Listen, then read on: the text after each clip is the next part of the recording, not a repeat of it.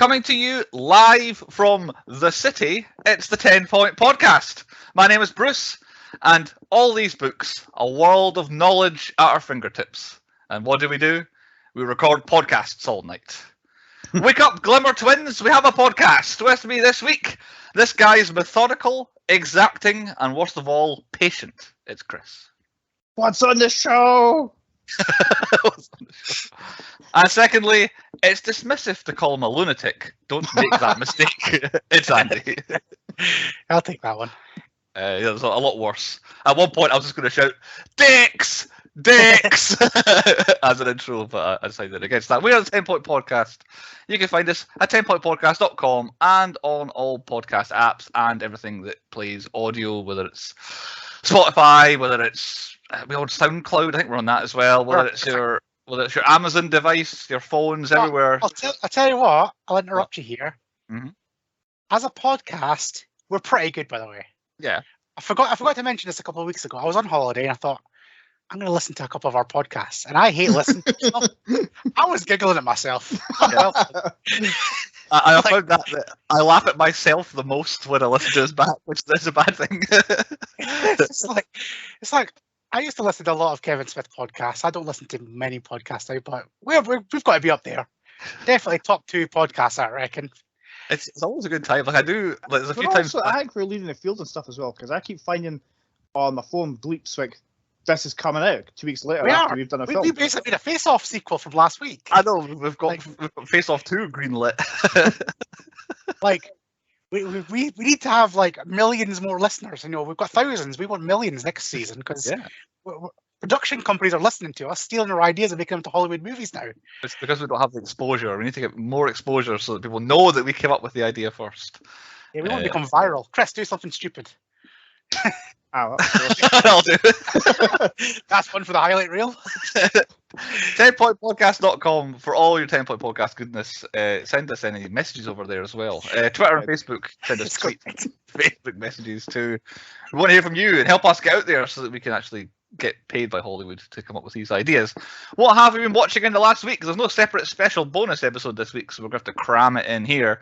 Me and Andy have both been to the movies. Andy, what did both of us see in the last week? Well, I definitely seen a different film than was advertised. I went to go watch this film with it's like Vikings. Well, that looks all right. Big battles. I'm like, that looks all right. Somehow they ruined Vikings. Don't know how, but we went and watched The Northman.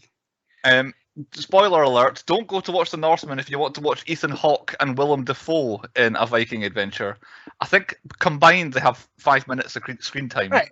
I'll do a semi-spoiler, non-spoiler review of this film. So I'm starting, I'm like, all right, it's by the Witch director. I'm not 100% it's going to be good for me. And I'm watching, I'm like, all right, Viking battles. Okay, I'm with this. Oh, twist. He's going to have to go away and become a big Viking warrior. But his dad seems a bit creepy. Are they going to fuck his dogs? No, William Dafoe is going to stop it. That's fine. And then it's like, all right, big Viking battle. Here we come. And there's a mini Viking battle. Oh, yeah, that big guy you wanted, he doesn't own an army now. He works on a farm. Here's your film. I was like, fuck you. That's pretty much my review of The Northman. Yeah. It's not quite what I thought it was going to be. But at the same time, I'm not exactly sure what it is. It's not clear. It's kind of like the Witch, where it does. Oh, there's definitely some titties fleeing. There's witchcraft. Like I said, I felt for that kid at the start. I thought William Dafoe and his dad were going to do some messed up cosplay bullshit. I was like, what the fuck is this? It was very strange. So yeah, that's one of it. It does have the entire cast of The Witch in it, with the exception of Black Phillip, unfortunately. So wasn't in it. But yeah, it's very unusual. I really struggled. I've not had a chance to actually complain about this because I've not had an email. Normally, when you go to cinema or anywhere these days, they send you an email. How was your visit?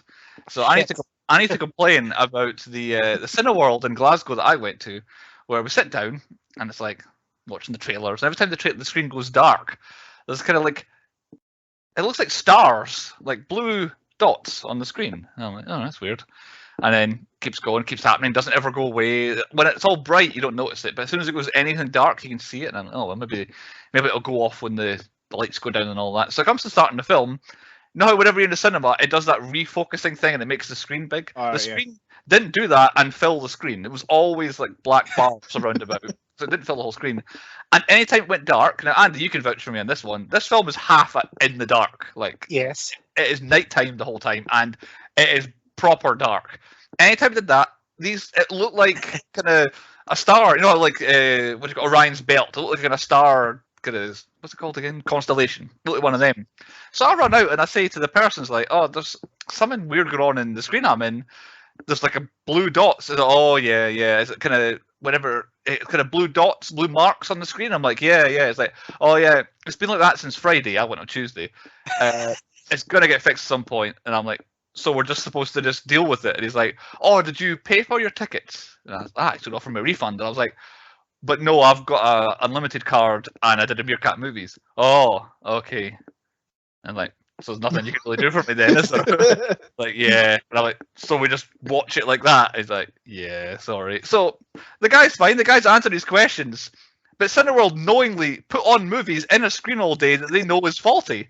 And I thought it was something to do with the screen. When I left, the actual projector, it's projecting the blueness out on it. You could see, as the film had ended, the blue saying Constellation on the screen at the back where the projector was coming from. So Cineworld ripping people off with a movie you can't see. So there you go. Complaint. Not that anyone's really going to hear and do anything about it. But if I do get that email, changed Hollywood. Yeah. So there we go. Like, it's the fact that they actually just, oh yeah, we'll just keep using that. No one will care. And there was like quite a few people there. I thought Northman would be dead, but there's quite a few people there watching it. That's because they all thought it was a Viking epic film. Yeah, strange, but not too strange. My main complaint about the film itself was I really struggled to work out what was happening and what wasn't happening. You know, like a lot of it, I don't know if it implied dreams, otherworldly, whether it's in some mushrooms. Yeah, exactly. A lot of that time. So there's some stuff where I wasn't sure if it was actually happening or not. But in the end, it weaves a perfectly fine story. But it's it didn't need to be as long as it was. I do have a good recommendation since we just said that's not a good recommendation.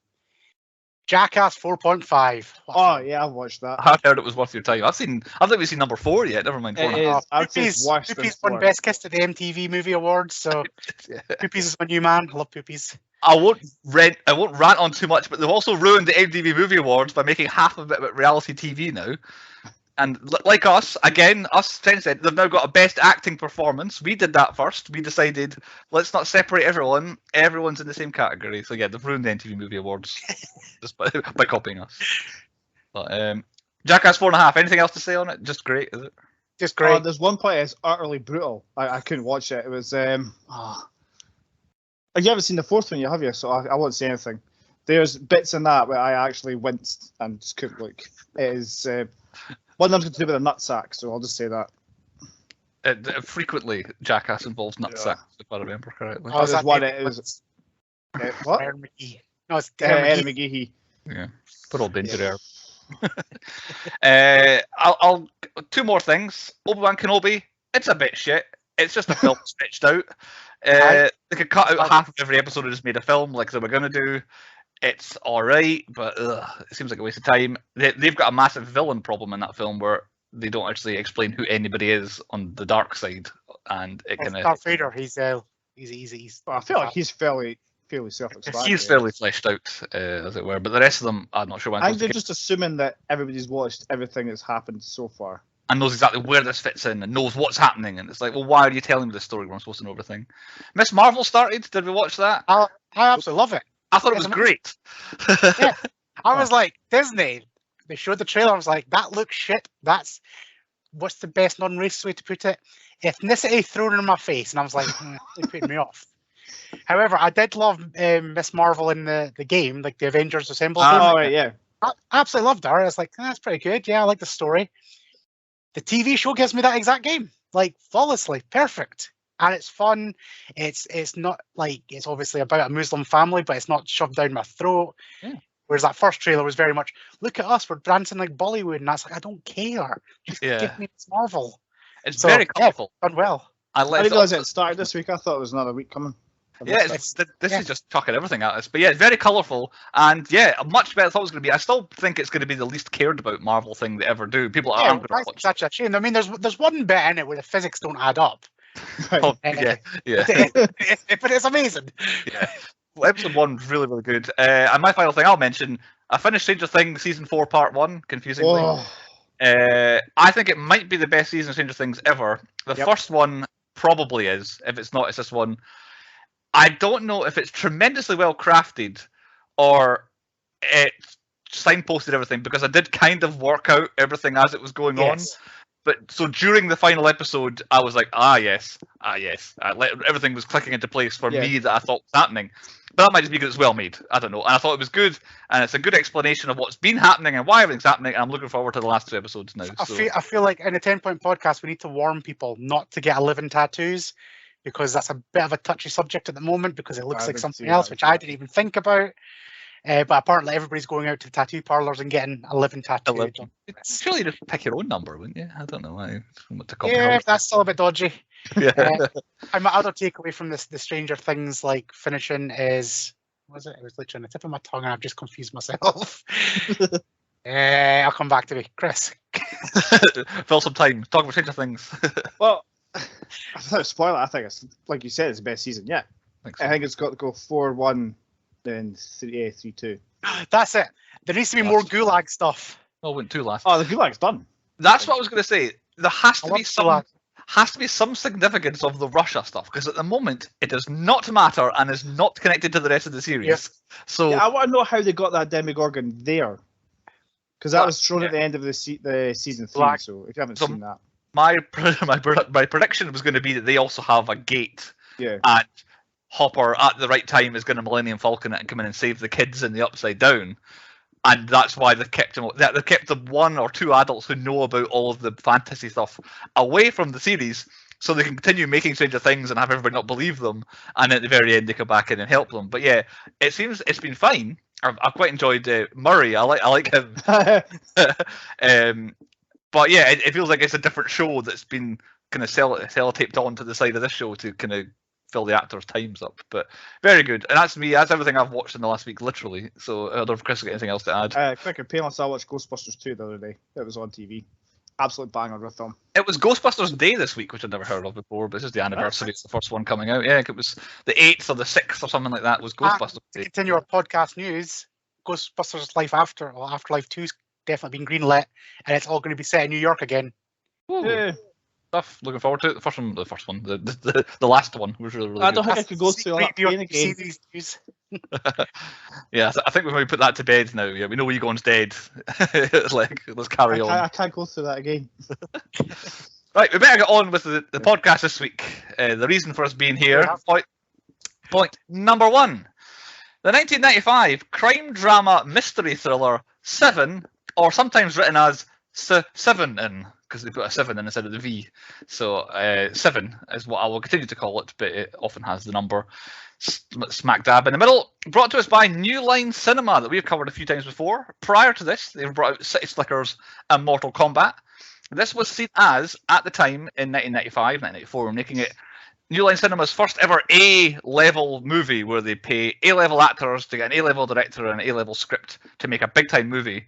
And then he went on to make the Blade trilogy, which we've done, Fracture and Vacation, and a thing called the Lord of the Rings trilogy. They made him a little bit of money after the turn of the century. Written by Andrew Kevin Walker, not Kevin Andrew Walker, Andrew Kevin Walker. This was the biggest thing he ever wrote. The 5 biggest things he ever did were Brain Scan, This, 8mm, Sleepy Hollow, and then Windfall.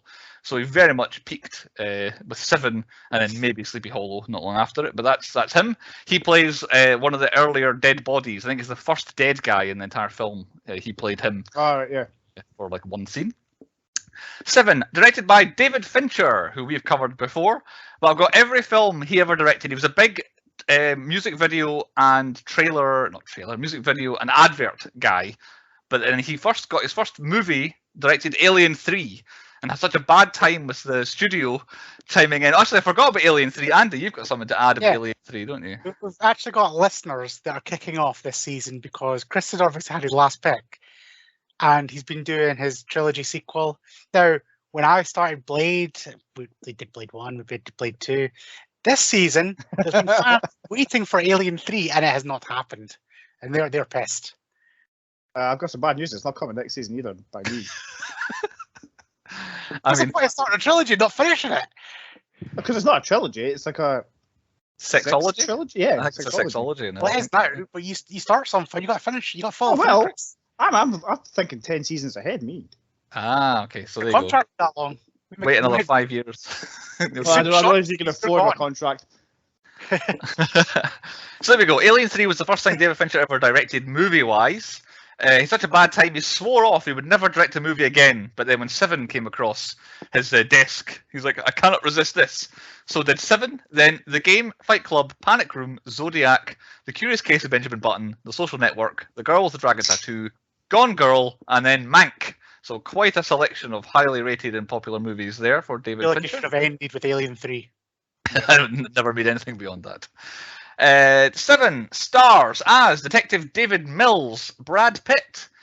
I don't remember covered Brad Pitt before. I couldn't find anything that we've sizably had a role in. They may have had a passing. No, there you go. We'll find it later on. So after breaking out in Thelma and Louise and having a famously kind of who is this guy turn in True Romance, he then made Interview with the Vampire opposite Tom Cruise, and then 7 to break away from his kind of Hollywood handsome hunk kind of, I don't know, depiction that he'd had in Hollywood at the time. So into 7, 12 Monkeys, Fight Club, Snatch, The Ocean's Trilogy, Mr. and Mrs. Smith, Inglourious Basterds, Moneyball, Once Upon a Time in Hollywood, Ad Astra, and one of my films of the summer I'm getting excited about, Bullet Train, which comes out in a couple of months' time. Looks like it could be a banger. I've seen too many trailers for that now. I was like, ooh, and then I was like, seen it about 30 times now in cinema. Right, however, you did miss Brad Pitt's best film, Deadpool 2. Deadpool 2. He is indeed Deadpool 2. Yes. Yes, Deadpool 2 as well for Brad Pitt. So that's where we know him from, but 7 was quite early on in his career. And co-starring as Detective William Somerset, we have Morgan Freeman, who we've also, I think, never covered. God, yes, that comes up here. So, major breakout was Driving Miss Daisy, which was like an Oscar winner in the 1980s that he was in. Then his famous roles beyond that, he was in Robin Hood, Prince of Thieves, Unforgiven. Then he went The Shawshank Redemption 7, almost back to back. I think there was something squeezed in between, which was definitely his peak, I would have said. And then Deep Impact, where he played the President. Then Bruce Almighty, where he played God. Then he was the narrator in everything for about 5 years. And then he was in the Dark Knight trilogy. And then Invictus it was his last well-known movie role I've got. But he's had a bunch of stuff. He pops up. He does Morgan Freeman things. He leaves. You kind of know what he does. But yeah. To me, you say he's God. To me, he's still the president. When I saw Deep Impact, I was at the right. Morgan Freeman is always the president. When you've got that voice, you're always God. Oh, exactly, yeah. On a budget of $33 million, 7 in its first weekend in the US took $14 million. Final US gross, $100 million. Final worldwide, $327 million for 7. It made 10 times its budget. So no wonder New Line could afford Lord of the Rings about 10 years after this. Released in America on the 22nd of September 1995 and in the UK on the 5th of January 1996, a massive gap. Back in the days where you couldn't get spoiled on things, you didn't know. There's no spoilers on the internet back then. I miss days like that. It took you 12 months to go on a boat to get to America. Exactly, yeah. It made it qualify for the 1996 award season, where it was all over the place in the 1996 award season. 1996 Oscars, 1 nomination, nominated for Best Editing, but it lost to Apollo 13. Nominated at the 1996 BAFTAs, 1 nomination. Best Original Screenplay, lost to The Usual Suspects. So Kevin Spacey was very much represented in the award season this year as well. 1996 MTV Movie Awards, 7 had 4 nominations. Best On-Screen Duo for Brad Pitt and Morgan Freeman. Which they lost, but I have not got written down who beat them because I missed that out of my notes. So I'll do a bit of investigation and find out who beat them. It's the one time I've forgotten to do that. Also, I think I was too busy thinking that's about the 5th film in a row where the best on-screen duo has been in our film from the MTV Movie Awards. Best Villain. Spoiler alert, Kevin Spacey.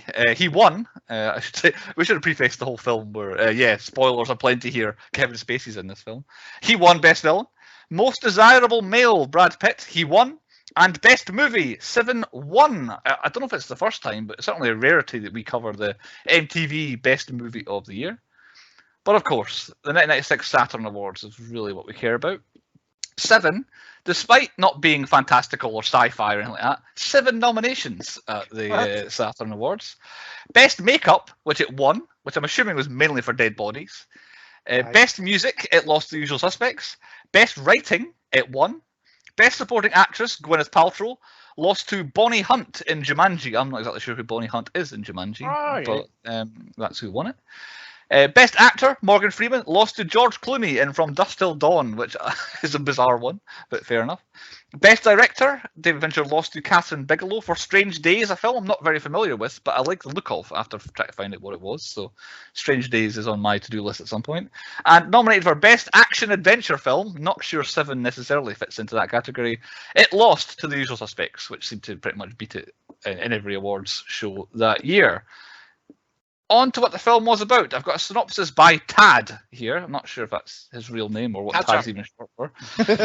And he says, this thriller portrays the exploits of a deranged serial killer. His twisted agenda involves choosing 7 victims who represent egregious examples of transgressions of each of the 7 deadly sins. He then views himself as akin to the sword of God, handing out horrific punishment to these sinners. 2 cops, an experienced veteran of the streets who is about to retire, and the ambitious young homicide detective hired to replace him, team up to capture the perpetrator of these gruesome killings.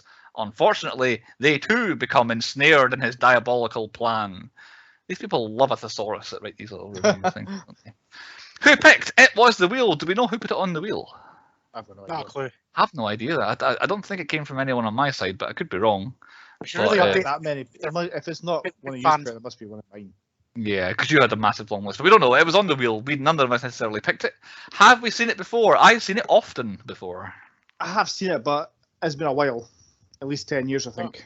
My story of 7 might sway where this film's going for me, which is really hard to hide anyway. I'd seen the last 10 minutes of this film first. That's a problem. And then I rewatched it, and I was like, what happens here? I know this is going. This is probably the second and a half time I've watched this film. Second. Right, okay. And you watched the half first, and then. Yep.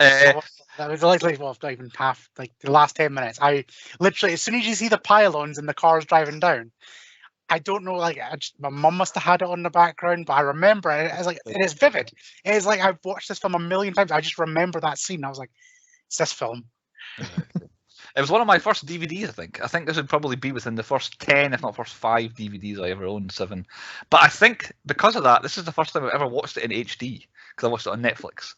So I'd only ever seen on television before I got the DVD, and then on my crappy DVD, which, I mean, it's an OG DVD, like, nothing fancy about it at all. Which channel we normally find it on? I thought this is a Channel 4, like, hands down. Yeah, channel.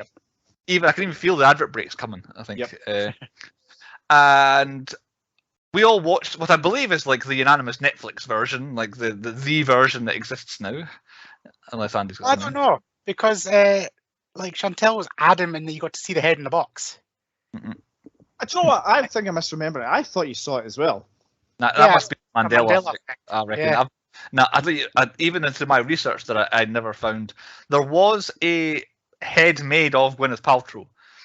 Because they reused the dummy head for Contagion that she was in, because the same studios that ever worked on it. But no, I obviously I've watched my DVD version, and no mention ever of there being a different cut that had her head visible. The most you ever see is you can see blonde hair poking out the box. I think the only real interesting different version. One is a script one that I'm going to bring up later on when Chris is doing hypotheticals, because I think it's a negligible change that might make it better. The only other one is that the original, when they first showed it to test audiences, when, spoiler alert, John Doe gets shot by Brad Pitt, it faded to black, and that was the end of the film. Like, as it just ended right there. There was no little nice wrap-up bit at the end where he's in the police car and nice Morgan Freeman with a bit of poetry, whatever it was at the end. It just went poof, poof, end of film. Like, there you go. He won. Cheerio. Off you go home. And test audiences did not like it. So I want that film. That's the film. Yeah. I think it might be better, but I've got a better hypothetical what would be better later on. Yeah. Okay, then on to point 2, which is our high points. What we thought the best bits and things of the film were. Anyone want to start? Because nobody. I'll go because I've not got many. They're few and far between. Okay. I love a serial killer film where it kind of plays to God and faith, and there's like a really good story, like so the Seven Deadly Sins is this one. Absolutely, I was hooked. I was like, oh yes, this is what I want. A serial killer with a plan rather than a serial killer who Yes. just wants to kill people. There's a big difference there, yeah. Proper motivation. He's read one too many Bibles. He's All like, of them. yes, this is what we're gonna do. And yeah, I love the idea of a story. Do you know what I like about this? The fact that you don't actually see him until practically near the end of the film. I've got that in stats, but yes, you don't actually see who. They're always one villain step is. behind him. Yeah, like the entire time. Except there's one time where they get ahead of him, which I will get onto, with one of my ones. But yeah, they're always getting the runaround by the villain the entire way through. And yeah, I do like that you don't see him until the very end. My earliest high point I've got, it's not necessarily, this is a tough film, this one, for high points. As I was watching it, I think on the watch through, I didn't really have many high points until about 3/4 of the way through, because it's not up and down and up and down. The whole thing is, here's details, here's information, here's details. And like you say, they're always behind John Doe the entire time. And then it gets really good at the end because everything's coming together. Everything you just watched for the previous hour and a half is paying off at the end. So they're not high points, but I very much enjoyed the scene where Somerset comes over for dinner and visits with the two of them. Because I think it's at that point where you really kind of find out that Mills is like actually a dumbass. I think on this watch through is the most I've realized just kind of how stupid he is. Not stupid necessarily, just in case of he's completely out of his depth and doesn't know what he's doing. Whereas Somerset, 50 years whatever working in the job, and that meal really exposes that, where it's like Gwyneth Paltrow, oh, when I first met him he was really, really funny. And just his reaction to be like, really? And he's rolling around on the floor with the dogs in the next room and all that, barking at them and all that. And then yeah, you get Gwyneth Paltrow's role in this film is really strange because she wasn't huge yet. This was like her massive. This was her a star now at this point. But it's like she's in it a bit, and you feel like she's important, and then she goes away for a while, and then is very important when she comes back at the end. But I thought that scene was very good at explaining who everybody is and kind of the relationships to everyone, and it's quite funny. I do feel like he laughs too hard at their flat shaking. Like it wasn't that funny, but like that should I know there is places like that in America, but who goes for house viewing? Oh fuck, it's time for it up. Right, I'm out. I'm not doing it. Yeah, I'd be suspicious from the get-go there. Yeah. No matter how cheap. Yeah, I was gonna say, why is this so cheap? Oh, every 5 minutes. Yeah. What I found funny about the thingy is when he's handing him a drink, he goes, here, some wine in a glass. And he doesn't realise it's in a glass until the house shakes. He kind of looks at it, like, yeah, he doesn't. What have you given? Yeah. Again, that's like Mills being a bit stupid, not giving him wine in a wine glass. My next high point I've got, this is really where step one of the film kicking up a gear is the sloth crime scene, where you got the boy tied to the bed looking like a skeleton. Because it has the bit where John C. McGinley shouting "Dicks, Dicks" at the top of his voice, which I thought that whole scene was great. Because this thing goes as the SWAT guy's running past him, SWAT before Dicks. Yeah, yeah, SWAT before Dicks. I was literally about to just say my high point is John C. McGinley in this film. Yeah, he's got all the best lines. It's a box. It's a box. Yeah, yeah. What's it? His running commentary from the helicopter is really funny at the end. I had headphones on, so it's the clearest I've ever heard it. I think watching this time. Something I was going to do before we started. It was to put him in most underused. I think was John C. McGinley. So I'll put that in for later on.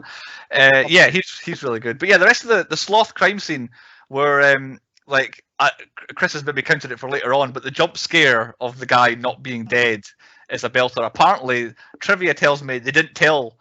I think it was John C. McGinley who was right up next to him. They didn't tell him that he was going to be alive. They were saying it's a dead body in the bed, so he didn't expect him to just cough right in his face. So it's a genuine scare. I like things like that, genuine reactions. Like they did the same in Alien, and they did it with other films. But you can't really do it anymore because you got to clear everybody so they don't, sue for getting a heart attack or something. And shit themselves or COVID safety now. Yeah. They've ruined it all. This scene also has... actors could shit themselves. It's one instance of something that stuck with me my entire life. I can't see a magic tree without thinking of the Rubin 7. Anytime I see a magic tree, and it's like, oh yeah. And especially if there's more than one, I'm like, there's a dead body over there, or someone's tied to it. And then, of course, that scene basically... their smell after a fucking 5 days in my car. Let alone 1 year. Bullshit. Yeah. Must have been going every week and topping one up. Yeah, I think every time he went to buy, I don't know whatever it was he was feeding him to keep him alive, he'd buy a new magic tree as well. And then that scene ends with John Doe taking a photograph on the stairs, which you didn't I realise. had no idea it was him. Yeah, that's. Yeah, I did. Like, Watching I that don't game, know why. I could hear his voice. Like, well, yeah, you could definitely. But I think it's because I watched the last bit. It's like because he's slightly bald. I was like, it's him. It's like it was straight away. I was like, this film is shit. It's not Apparently, even he appears again. Do you know when what's it called, Tracy and Somerset are having breakfast or lunch, whatever it is, together? Apparently, he's appearing in the background behind them because he looks at them. The apparently when they go to the leather shop, just as the guy is talking about someone came in here. Oh, he came in here with a limp. There's somebody limping outside on the road apparently when they're in the shop as well. But yeah, I haven't seen. I didn't go back and like to each scene and try and spy them. But yeah, apparently he's all over the place in the background of this film. It's just John Doe. Yeah, any other high points? I've got a few more, but that covers them. As morbid as it is, the deaths, I like a very Jigsaw-esque contraption and plan, which is. There's no Saw without 7, is there? Really? Yeah. Like this. I don't know. I think there's no 7 without Saw. That's not how it works. Saw seen that and went, we could do this better, and then they did. So now it's the standard. That it's was it rising waters lift ships? So because Saw is so popular, 7 is thought of popular. Right? Yep. It was. I didn't realize what happened with what was it, Lust. I had no idea what the contraption was. I was just sitting there watching, going, why is he wanting to get off? What's happened here? Because I wasn't paying attention, and then I went back and saw the thing. I was like, okay, I can see why she's dead. I think that's the grimmest death. That's like, obviously we do a best death as part of the pointies, and I'm like, well, that one's ruled out. That is horrific on many levels. But yeah, that's it. The fact that the person who wrote this film also wrote 8mm, I don't know if you've ever seen 8mm, but like it is more crazy than this is in terms of that. That guy's got a dark soul, I think, for him to have written both these films and come up with these kind of ideas. It's about snuff movies, basically, is what 8mm. Oh, right. So it's like, for those two films. But it's darker than this. It's less fun than this is as well. I've got from my next high point. Again, this is up 2 gears this time. Now, from the moment John Doe walks into the police precinct and just shouts "Detective," from then to the end of the film is just like sensational. Like it's just every. My bit in between that is when he gets out of the car and he looks at the dog and went, "That wasn't me." Yeah, love that bit. There are some jokes, like when the captain answers the phone. This isn't even my desk, and just hangs up. It's like, don't answer the phone then. But there are some silly bits in it that just keeps it a bit of a fun time. It's just so dark and so tough outside of that. But yeah, him coming in, shouting "Detective." The same with the lawyer. That's never stood out to me until this viewing through. But Richard Schiff absolutely hits a home run with what he got to do in his one scene in this film. He's amazing as the lawyer. I'd hate, imagine being the lawyer and fine well the guy that you're trying to get off is a killer.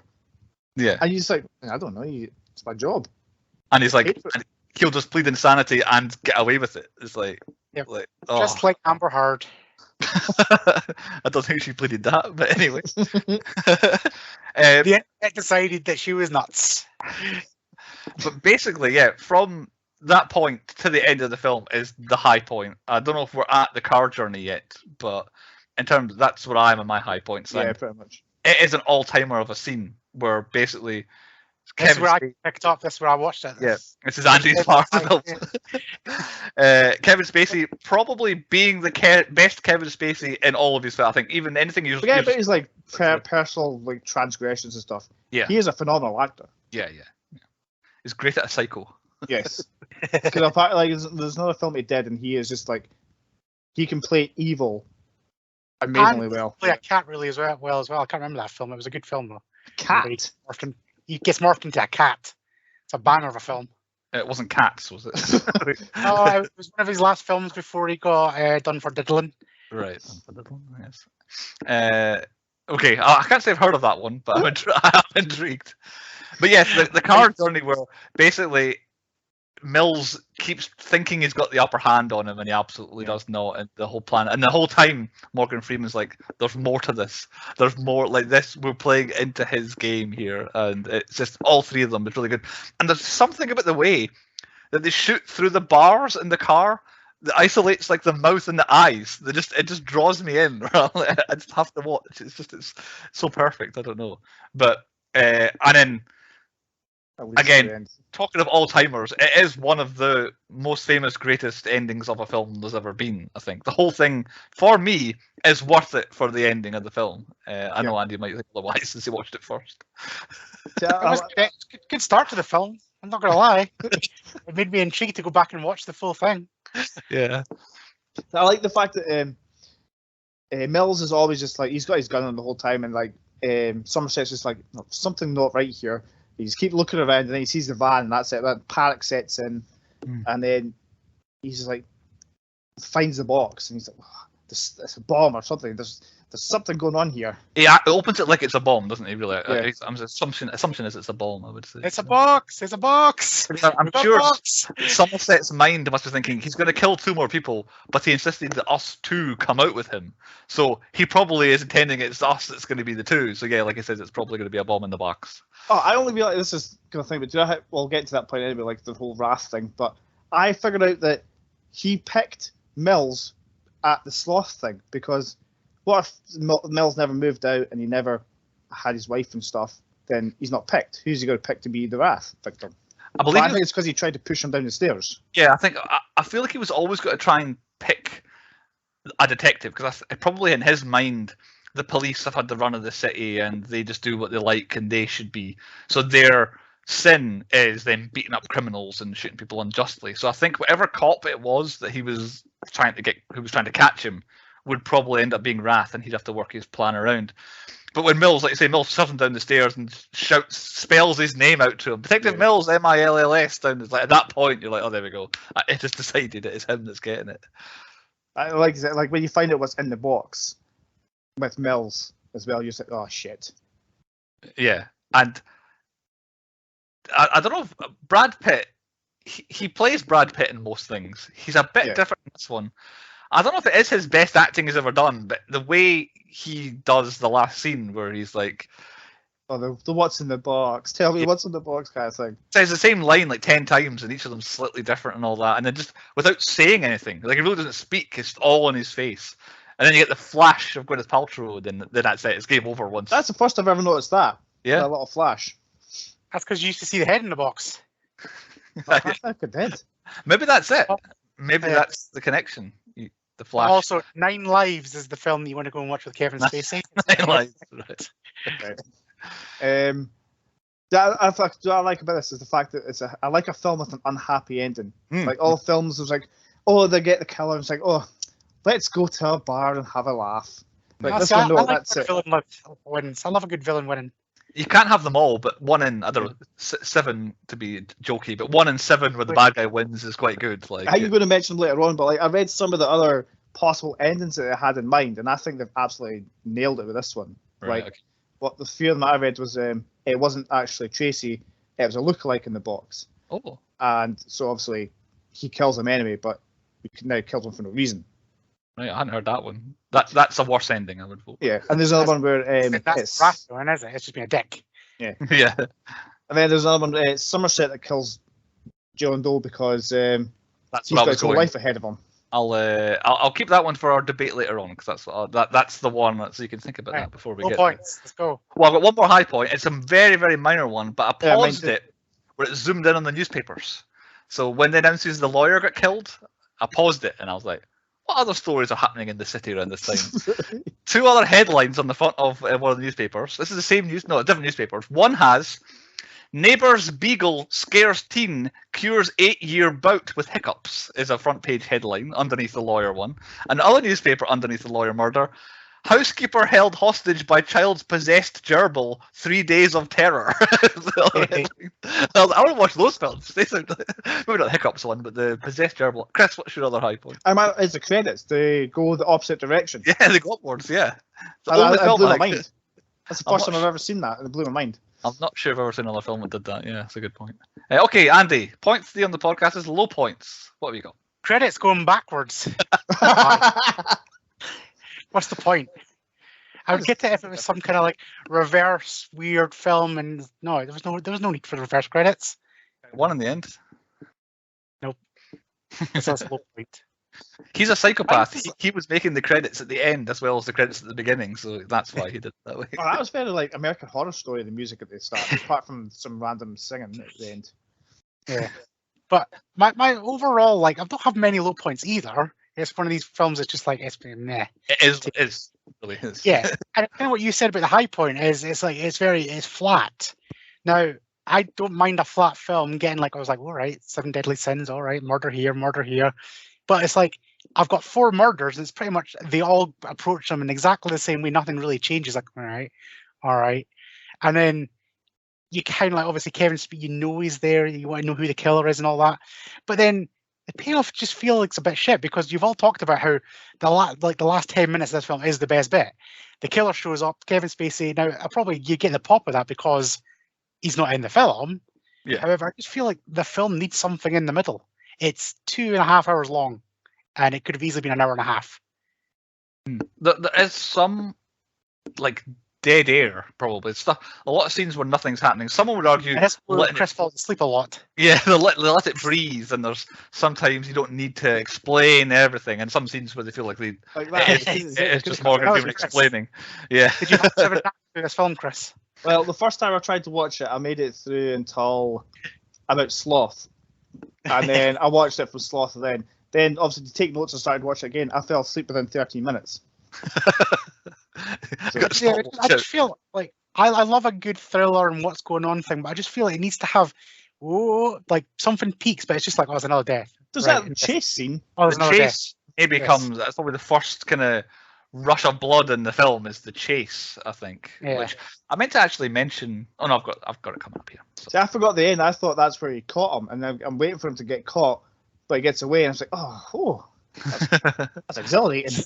When they made the chase, somebody recommended. I can't remember if it was the writer or somebody suggested that they wanted to do a chase where the hero chasing the villain never has any idea where he's gone. Like in every Hollywood chase, someone runs around the corner and the good guy chases after, also goes around the corner, and then they get ahead of them. Like this chase, Mills never has any idea where he is. As soon as he goes out of sight, he's lost him, and then a kid is to point, oh, he went that way, or someone say there's a back door that way, and then he's just like, here's a noise, there's a chase that way. He's never has he have the upper hand in the chase, and then gets his ass absolutely handed to him when he catches up to him. Like that leads me to my low point. Like I found that they found his apartment far too conveniently. Like of all the names of the thing, they just picked him. And it happened to be his apartment, and it was all too convenient. I think that's one of my low points, is the whole library card system bit. It feels like it's been shoehorned in to the film. It's like, well, Somerset's breaking the rules here, and it's a thing that didn't exist necessarily. I found out that it became legal where all library public record things were stored by the government in 2001. So this was breaking the law if it was indeed happening, and it is now a thing. It can happen. Someone will be tracking what books are taken out of the library. But I'm definitely going to get some books now. Yeah, it's like a massive reach for the film. I'm just going to take all those books back and give them a card. You're like, oh yeah, whatever cash we've got on me, I could just give to this FBI guy I know, and he'll go find who's taken out all the books we want, and that'll be the guy. And I've just put, no wonder John Doe hadn't accounted for them doing it in the plan. It's the one time they get close to catching John Doe is because... It was a fluke. Yeah, because he's like, what? How is that even a thing that happens? How would they work that out? And I don't think it's them necessarily being great detectives, just a case of it seems like a weird bit to be written into the film. I also need to give a shout out to the Mark Boone Jr., which now keeps my record of, I've met that guy in this film. We've jumped over one low point I had, which is the scene that's behind Andy on the video version, which is Somerset in the library. Because personally, I feel like it's the only real not important bit in the film. Like some bits are quiet, not a lot's happening, but everything else seems to pertain. This is just a little bit where they play some music and Morgan Freeman wanders around in a library. And I put that down. It's the only point in the film, I think, where I let it run while I run to the kitchen. Probably because I'm still hungry after just watching all the gluttony bit. So it's like, yeah, in the past I know I've been, Somerset's in the library, I'll run and get a drink, or I'll like, now's a good time. I don't need to pause it, I know what happens. This seems to be one of the points where it's 10 minutes too long. Doesn't really, you can just have him, a quick montage, him looking at books, boof, Mills, there you go. There's some notes for you. I've got one other low point. I don't know if any of you guys have got any more. Oh, I'm out. This is a big quibble I've always had with this film. John Doe hands himself in, covered in blood. He's covered in 3 people's blood. His own, the lust victim, and I'm assuming, they never actually explain it, Gwyneth Paltrow's blood. Because they'd be the 3 one. He's covered in it, absolutely. The guy handcuffs him, it gets red. How did he get that box delivered? How did he get Gwyneth Paltrow's head off of her body and into a box and not get any blood on the box? Well, maybe he put the head in first, then moved the rest of the body with himself with blood.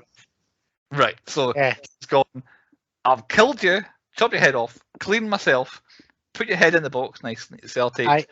And then I'm assuming, how would he then go from Gwyneth Paltrow's house with a box with her head in it and her blood via, I don't know, the post office? Maybe on a jacket on and took it off outside. I reckon click and collect. Amazon came and picked it up from his house. Right, okay. Because obviously he does get a cab well covered in blood as well. That's how he gets to the police precinct, is he's covered in blood in a taxi. So I've often wondered how he did get one drop of blood on the outside of this box. Because he would just hand the guy a head and say, "Can you deliver that to the middle of nowhere for me, please?" So he gave it. I don't know. The new Hermes, whatever they're called, Every. They've got a system now where you can just book your parcel in and you take it to the shop and the guy will put it in a box for you. Oh, okay. So maybe he did that. Maybe it was invented. Yeah, package out for me, please. Please. Don't look her in the eyes. He doesn't like it. But yeah, that was my last one. I was like, how is that box?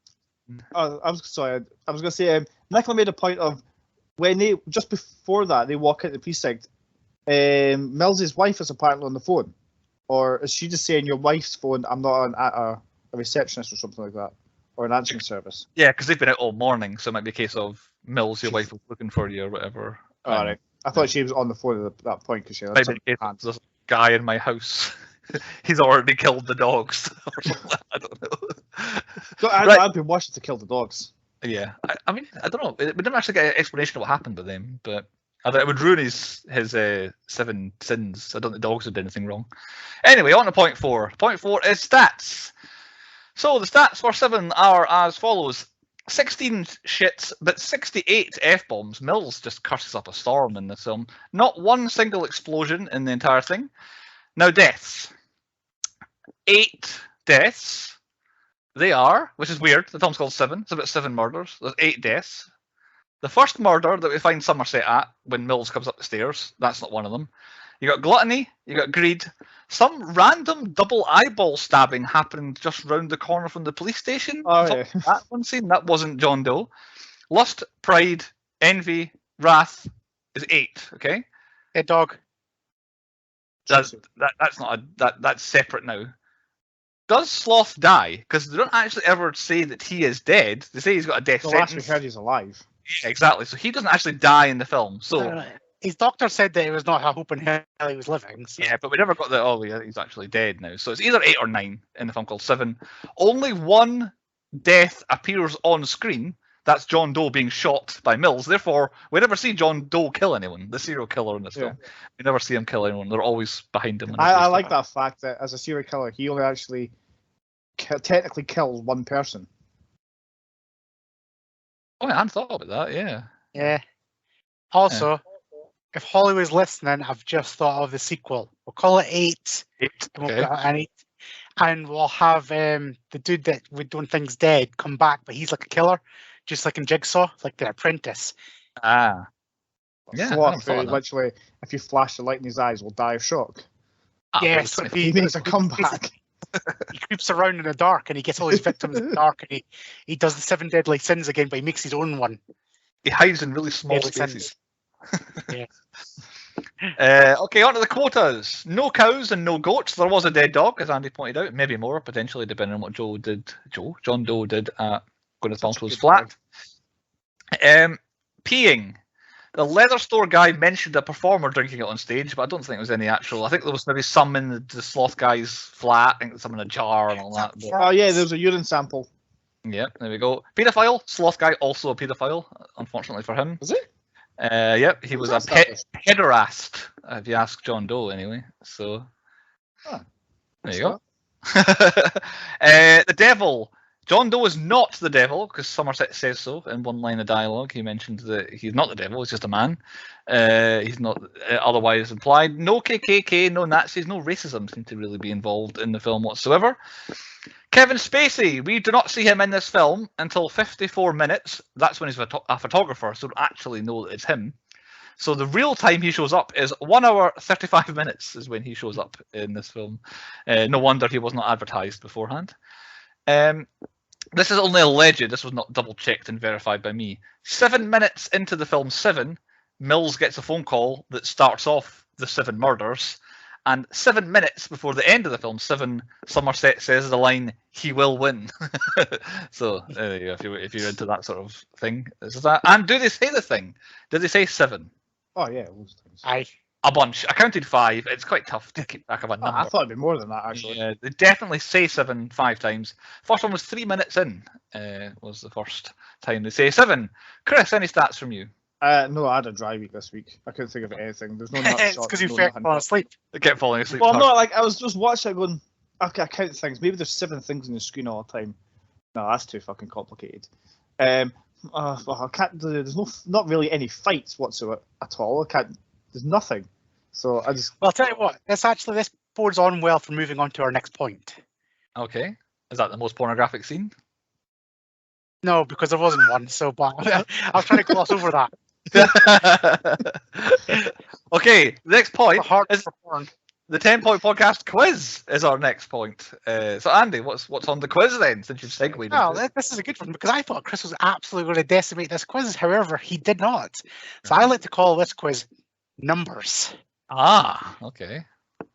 I like numbers. So basically, we'll do the standard because nobody likes a buzzer, so we'll go back, forth. So we'll do a virtual coin toss, and we'll start with Chris. Okay. Sick. You'll work out the quiz. I always every like it when single, Bruce goes first because I get an idea what's happening. every single answer is a number. Okay. Now, I want exact numbers, no closest wins. I want exact or no points. Okay. So you'll get the idea as we go along. Chris, what time does John Doe ask Somerset for? Or what is the time when John Doe asks for the time? What is the time or what time's he won? Yeah, it's Time is it when 7:01. he asks? No, it's 7:01. It's 7:01. That's 1 point. I got that wrong. Bruce, what precinct does the detectives work at? Give you a clue. It's a number. Yeah. Is it the I've only got one in my head and it's not. 13th? You're going for the 13th. It is wrong, Chris. I'll go 15th. It's not. It was the 14th. Oh, I knew it was like, damn it. All I had in my head was 9-9. But it's not that. Chris, since you were paying so much attention, how many cans of spaghetti were visible on the shelf? 12. It is not 12, Bruce. 22. 16. Oh, it's 21. Oh, how's it an odd number? Oh. Bruce, how many times does Morgan Freeman remove his glasses throughout the movie? Oh, for God's sake. 17. Not 17, Chris. I was going to say 3. It's not 3, it was 7. Oh. Initially, I thought the Yeah. whole quiz was going to be things where the answer was 7. When his one was 7 initially. Chris, how many receipts were found at the first crime scene? 2. It is 2, yes. Bruce, how many times is the number 7 mentioned throughout the movie? Oh, well, I had 5, but I think that's wrong. 6. It's not 6. 5. It's not 5. It's 7. Ah, damn. I was going to get 7 as well. Genuinely was 7. There you go. See? I don't know what the score is. I've got 2-0 to Chris. All right. One. A couple more. Where am I? Here we go, it's a hard one. Chris, how many times does Somerset button his jacket? Never. 0. It is not 0. 4. It's not 4, it was 2. Damn. Me. Is it Bruce? Yeah. Which apartment is Victor the sloth victim in? See, I know. Damn you! I know what Mills's apartment is. Which apartment? 2B. Not 2B. 601. Oh, it's close. 306. Oh. I mean, I was closer than he was, I think. Chris, what floor did the shootout in the apartment block take place? 5th.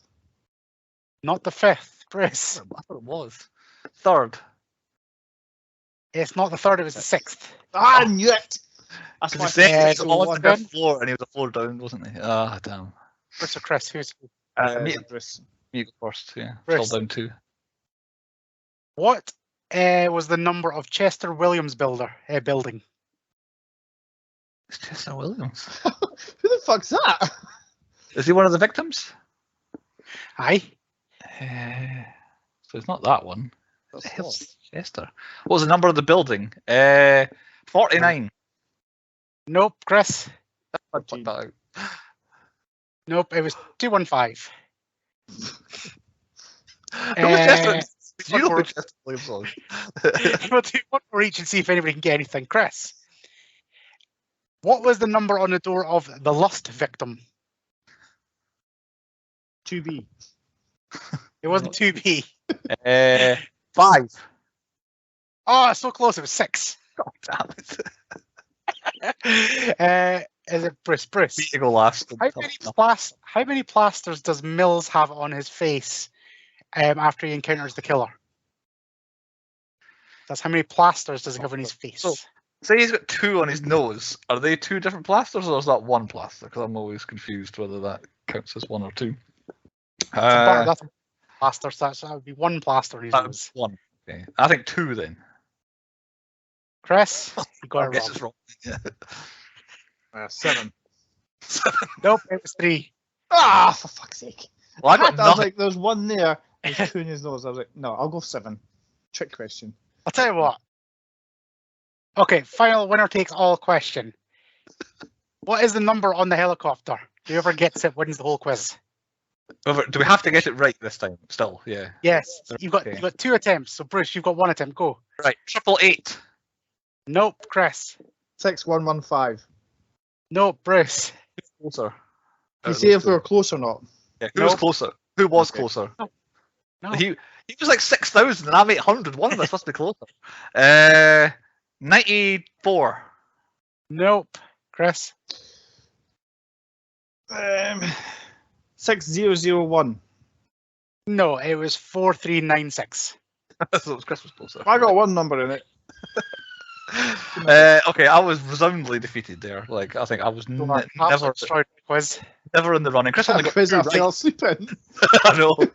You also got how many receipts were there, which was 2, which was one of the easy ones. Anyway, point 6, movies within movies. Serpico was mentioned. Lethal Weapon, because he's about to retire, as the Lethal Weapon gimmick is. Go for this shit. Full Metal Jacket, because R. Lee Ermey is in it, and he calls someone Fat Boy, which is an absolute Full Metal Jacket ripoff. I've got The Great Escape written down. I have no idea why I've got The Great Escape written down, but that for some reason jumped out at me. Star Wars, just because the fucker's got a library card doesn't make him Yoda. With a great line. Cape Fear, apparently the soundtrack is the one bit of music before the sloth crime scene is pretty much a lift from Cape Fear. And this one, I've been very fancy here. I've hyperlinked a Wikipedia page in here. So, Taxi Driver, because, get my Wikipedia page. Taxi Driver, because as Brad Pitt is trying to come up with reasons that people explain away. Oh, the devil made me do it. Oh, the God made me do it. Jodie Foster made me do it. And I'm like, Yeah. what the hell's that a reference to? I was like, is that Silence of the Lambs? Like, no. So I was like, why? So I literally just Googled, Jodie Foster made me do it. And I'm like, what film is this from? It's not from a film. No, the guy actually killed John Lennon, wasn't it? No, you've got I think we confused it with something else, Chris. But you're on the right length. Because also Jodie Foster wouldn't be born when John Lennon died. I don't think, which would be your main problem there. It'd be close, I think. Anyway, either way, John Hinckley Jr. is an American man who attempted to assassinate Ronald Reagan 2 months after he became president. In doing so, he wounded a Secret Service agent, a police officer, and press secretary James Brady during the shooting. So he became obsessed with Jodie Foster after seeing her in Taxi Driver. So that's the film, that's a reference, where she plays a 12-year-old prostitute in that film. He became obsessed with her and then was like stalked her to Connecticut when she went to university there, sending her love letters and romantic poems. Upon failing to develop any contact with her, he fantasized about conducting an aircraft hijacking or committing suicide in front of her just to get her attention. Eventually, he settled on a plan to impress her by assassinating the president, thinking that by achieving a place in history, he would appeal to her as an equal. So then set about a plan to kill the president, thinking Jodie Foster would like it. Yeah, what a lunatic. Yeah, what a lunatic. So I'm assuming at some point there'll be a film about it. But there you go. John Hinckley Jr., Jodie Foster made him do it, was his explanation for his attempt to kill the president. So that was my massive tangent that Brad Pitt sent me on from this film. But there you go. That's a movie within movie for you, Taxi Driver. And what's never not good? A serial killer who sticks to his plan. Serial killers go wrong when they just start crazily just murdering everybody, like in Scream and all. Scream was going fine until the plan goes awry. You're a serial killer, stick to your plan and kill. Alter his plan slightly because they found him quicker. Yeah, he had to move the days, I think, didn't he? That's why there's one day where no dead body shows up, and then there's like 2 on Saturday, 2 on Sunday, which obviously 2 at the end was always the plan. I do have one that'll rival You're Never Not Good. Oh, okay. Big police torches. Yeah, there's some great torch work. It's almost X-Files level of torch work in this film. Yeah. So big. I hate it in new films where they just pull out like a little pen thing and it's like fucking lights up the entire forest. It's like, I want this big 20 batteries that barely illuminates what's in front of them. Yeah. Okay, Chris, 10-point podcast universe. I thought there would be more. I thought we'd covered like Brad Pitt and Morgan Freeman, apparently not. So my first one was Arlie Emery, who was the captain. Can't say his name right. His voice was used in Starship Troopers. Hey, I didn't get him. Right. I don't know. I couldn't tell you this, but it must have been before something. His voice was heard somewhere. Cool. Somebody called George Christie, who was the man scraping the door. I forgot to mention that. That's just a brilliant little bit where he's just like, "Can you not do that?" And the guy's like, "Oh." So sad that he's gossip here. But yeah, the guy. He was Hasseldorf in Die Hard. Who's that? Dr. Hasseldorf. The idea. I know. I could not connect those dots. I thought he was one of the bad Germans. Maybe. My guy John C. McGinley, the SWAT guy. He was in Office Space as one of the Bobs. He was one of the Bobs. Yeah. What would you say you do here? That's his famous line. I don't know why. I just found it weird. He goes like that. You have 4 people directly underneath you. I don't know why. Just the way he does that, it cracks me up. Previously mentioned Richard Schiff, the lawyer. He was a trooper in the trench in the film I had never in a million years thought would reference again, Tank Girl. I cannot remember Richard Schiff and Tank Girl at all. Nope. Tank Girl, banger. And finally, somebody called Gorgia Max, who was a detective. He was a smoker in Waterworld. Right, okay. I left the gap there because I thought Chris was going to do what I thought he was going to do. There was somebody else who was in Tank Girl in this. Was that? Yeah. Hey. A second. He played DT in Tank Girl, which I think is one of the kangaroos. It's Reg E. Cathy. He was the doctor. I looked at him as well, but I must have went straight past Tank Girl. Yeah. He was the doctor doing the autopsy on the big fat guy. So yeah, there's 2 people who were in Tank Girl in this film. I recognise him. I recognise him from The Mask or something else because he says the doctor is here or something like that. Right. Okay. Tank Girl. What film?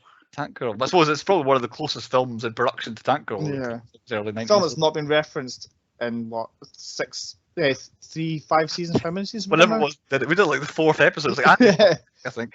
Twice in one episode. I've never seen it mentioned outside of our podcast in the years in between as well. It'll be back gonna make a comeback. It will. Have you recast us into the film, Chris? I did. I put myself as Detective Mills. I just, Younger. The young man, that's why. Are you the youngest? I think you're the youngest. Yeah, I'll cover it later on, probably why. I saw Bruce as Detective Somerset, the man with the knowledge and stuff, and I put Andy as John Doe. I'm going by all your triggers in previous episodes, that's why, because it's just a matter of time before you snap and somebody gets fucking, I don't know, slothed. See, I went down that Mills was hot-headed, and I thought that suits Andy, so I did him as Mills, me as Somerset, and it just meant you had to be John Doe. Sorry, Chris. I was going to do which sin would you be, but I thought that's getting a bit deep for the 10-point podcast. Well, to be fair, that's coming up in point 6. Right, okay. Andy, movies, what have you got for us? I feel like Morgan Freeman and Brad Pitt were alright. However, it does need a bit of a recast. Now, I'm not going to go down the usual, The Rock and Kevin Hart, because it would be too funny. However, I feel like Morgan Freeman, I like him. He does what he needs to do. I feel like a young Vin Diesel rather than Brad Pitt. Why? The pecking order, it's the same people every time here. If it's not one, it's like top 4. Vin Diesel or Jason Statham. Just go, I am Groot. I am Groot. What's that? I thought you might have tried to recast Kevin Spacey. That's what I thought you might have done. I thought you were doing. No, Kevin Spacey does what Kevin Spacey does. Oh, do you know what I would do? I would change him for Tom Hanks. I would like to see Tom Hanks play a bad guy. I think Tom Hanks has got a really good bad guy in him, and he's got to pull it out before he retires. I think at some point. I need to see evil Tom Hanks and something. Point 7, Chris's Would You Rather. I think we've already spoiled it. Well, it's not really a Would You Rather. It's which sin do you see yourself? Sloth. All day long. Really? I'm 100% wrath. Like, my mum used to describe me as a volcano when I was a kid because I was just bubbling at the surface and I would just fucking erupt. I was right, exactly. I do that as well, but I would rather be sloth. I like. Yeah. I wouldn't rather any, but sloth is my sin. if I could, I would leave the house for a year. Like that's. No, just I wouldn't be lying in my bed when we play Xbox and stuff. And I feel like the pandemic just made us all a little bit more slothy. Yeah, that's a good point. Yeah, it's kind of the norm now. Everyone is sloth. Yeah. I'm gluttonous because I did nothing but eat and drink. Yeah, that's why I leave the house. Yeah. But it's not a Would You Rather. But Chris also mentioned it. Yeah, apparently in one of the two final drafts of the script had Somerset killing John Doe for Mills, as in. No. I think it's better because of the whole thing is about how Somerset is done, and I'm out, and I don't want to do it anymore. So if he does that, he's out, doesn't do it anymore. Whereas Mills is still in the world. Somerset also has the bit where he's talking about, in terms of storytelling, he's never pulled out his gun with intention to fire, or whatever it was. Yeah. So actually, he finally pulls his gun out, and does fire, and finally puts the guy away, and it stops John Doe winning. So I think that's almost like Die Hard though. Like Pal, he says he pulls the gun out. He accidentally shot a kid, and then you see him do it again, and he kills the right guy this time. I think it's quite similar to that. Yeah, so I quite liked it as an ending. Yeah, it does. One change is it changes the bad guy, which is an aspect I like about the film. But I quite like it as it does kind of complete things full circle, and it doesn't completely just end whatever Mills has got ahead of him. I don't know if would he go to prison for that, you think? Or you think he's like the police get him off with it in this corrupt world of the city that he works in? Done. You reckon? He's done. Yeah. That's what state he's in. Death penalty. 7-2. He comes out of prison and he's the bad guy. Yeah, I need to because he got screwed over. Get everyone to put me in jail. Yeah. There we go. On to point 8 then. The nominations for the 10-point podcast awards for the end of the season. I'll run through what I've got first. I should have missed some out here. I've gone for John Doe as the best death because he planned his own death and he killed a bunch of people to get to his own death. I left that blank. I don't know why. Yeah, it's the last one I put. I'll agree. Yeah, I think it has to be John Doe because essentially all deaths are his death as well. All kind of works into his one. Best plan. It's a front runner. Is the actual plan that comes off. Yep. Quite often our best plans don't work. This one works. Best cop though, Somerset. He was there. He was the one that was gaining on him. And that was one. Yeah, I mean, didn't catch him obviously, but he was getting there. He was a good cop. Best entrance, John Doe, detective. As he walks in. It's a good entrance. Best twist, head in the box. Again, no one saw it coming. Andy probably wouldn't have seen it coming. That he was making Mills wrath. Yeah, it's kind of all interlinked. Yeah, yeah. The pylons is the best twist at the end. I feel like John Cena, whatever he's called, would shout in the box, threw me off. I was like, what is in that box? Is it a bomb? Like, it's exciting. I want to know what's in the box now. Never what's in the box. Yeah, so head in the box. He's wrath. It's all a twist ending, I guess. Worst costume. I don't know if you noticed, but Mills's ties are horrific in this one. He's got an especially bad one. There's a basketball and a hoop all the way down it, but it's a really, really ugly. It's like a blue background with a basketball and a hoop. It's horrible. I never noticed that, to be honest. Worst cop. I've gone for Mills because again, I think he was actually detrimental most of the time. I don't think any part of the case he cracked. Oh. I would say the guy in the first scene, because Somerset goes, "Did the kids see it?" It's like, who fucking cares if the kids see it? That's a good point, actually. In terms of being like a bad guy, definitely him, but a bad cop might be Mills. I will concede to Mills because he had to do everything. Somerset solved it for him pretty much. Yeah, pretty much held his hand the entire way through. Most unexpected first viewing. I didn't expect Kevin Spacey to show up. I tell you that much. Not straight off the back of Usual Suspects, where he was being like heralded as a great actor, for him to just show up and sit. Mine's now Mark Boone Jr. because he's in Mando, John C. McGinley, Sons of Anarchy, and stuff like that. Stupidest character, Mills. I'm positive he's an idiot. Like I don't know. He must have some sort of brain to become a detective. I reckon Syndrome X, or what's Syndrome X syndrome, whatever it's called. We'll go for that. Fragile X. Maybe. Fragile X. Best line. There are some funny ones. However, I cannot ask what is in a box when I think of this film. So I'm going, what's in the box? It's definitely the best line because it stuck with me through the rest of my life. Best villain / villain, Kevin Spacey. Epic. He's only in about 2 Go for it. Yeah. Personally and professionally. There you go, absolutely. And I think that's me, but I'm sure there's some I've missed. So, Chris, what have I missed? I kind of zoned out for a while there. I said best actor is Morgan Freeman. Oh, yeah, I've got to put him in best acting. Definitely Morgan Freeman. Of the three, has to go to him. Yeah, you mentioned it before. Best partners, got to be Morgan Freeman and Thingaby. You reckon? That's like a good Thingaby eventually. Fine, fuck you. I put best supporting is Kevin Spacey. If we still have that, I guess so. Yeah. I wasn't sure if you had that. I've lost track. I'm not sure. Sometimes we do, sometimes we don't. Yeah. Got best bad guy, best twist, best plan, best. It was all best jump scare. Best cameo. I'm definitely saying. What do you call him? Kevin Spacey. I think this counts as a cameo. I would say. Yes, Sloth for best jump scare. Definitely. Yep. I think that's it. Not you? What about you, Andy? Best inanimate object, the box. The box, of course, yeah. I've never been so excited by a box. I want to know what's in the box. I tried to find a Michael Pena, but nothing jumps out at me because Kevin Spacey mentioned a story about his wife and his girlfriend or something when he was a detective. Yeah, I wasn't excited. No, and even Kevin Spacey doesn't tell the tale of why he's doing what he's doing and all that. Or really explain the whole thing. You have to find out as it happens. So yeah, I don't think there's a Michael Pena here. Point 9, the moral of the story. What we thought the lesson we're supposed to learn from the movie 7 was. Andy, what was the moral of the story? Covered. Mm-hmm. Libraries are bad. Libraries are bad.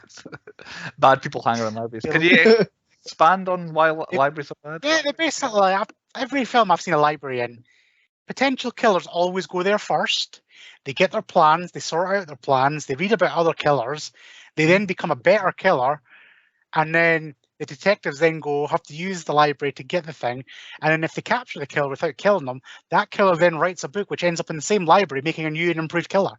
It's a vicious cycle. Libraries. Yeah. You make a valid libraries point. Are bad.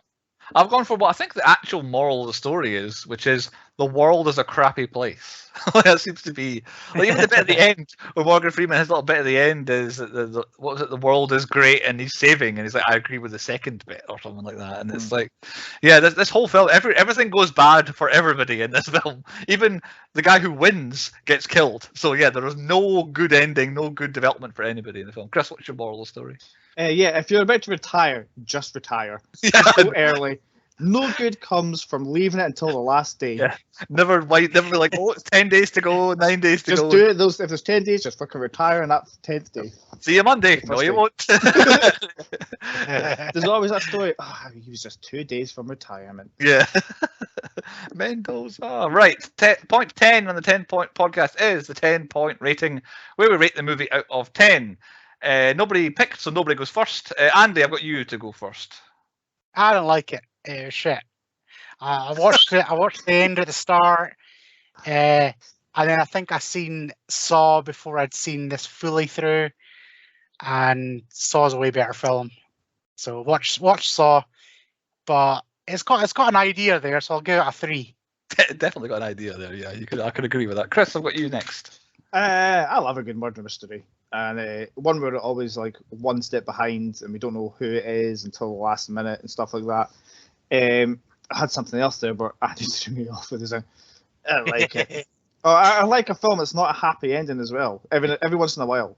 To be fair, everybody is really good. I can't really find a fault, so I guess I have to give it a 10. Oh, because 10. I can't find a fault with it. I pretty much echo literally everything said. Chris has said I'd also give it a 10 because it's seminal, epic, perfect. I cannot change anything. These two genuinely smoking crack. Is this like a practical joke? No, you've just the same film. Missed this one, Andy. I don't know. Let's see. This film's shit. Like Saw is up there with big numbers. No, this film's not. This is no Saw. This is a classic. A different kettle of fish.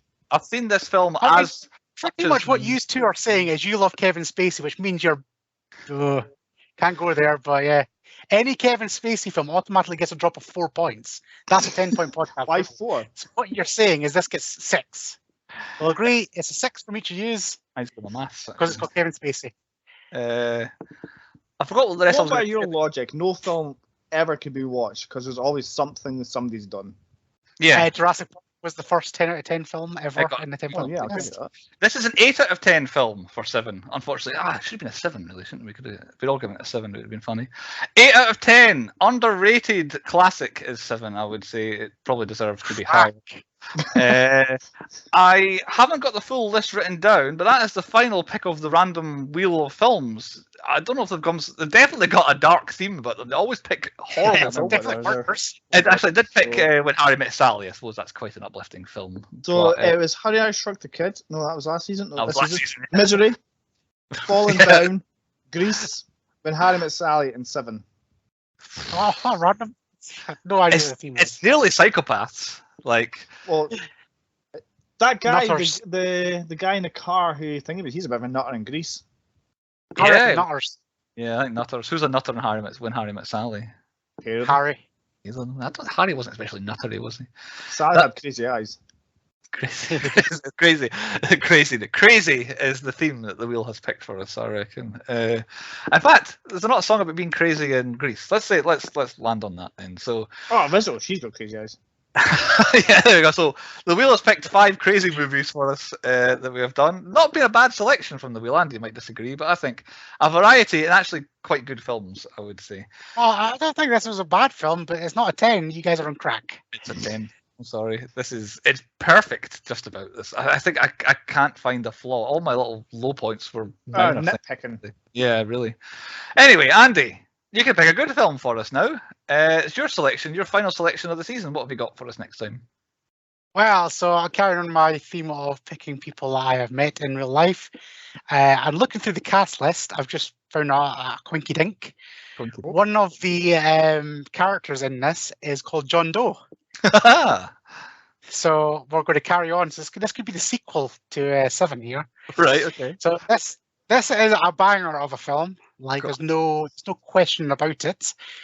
It's got a couple of actors that we've never done before and quite a few that we've done before. Right. So it was almost out of my era. It's the 1999 classic starring Matt Damon, Ben Affleck, Kevin Smith, Jason Mewes, Dogma.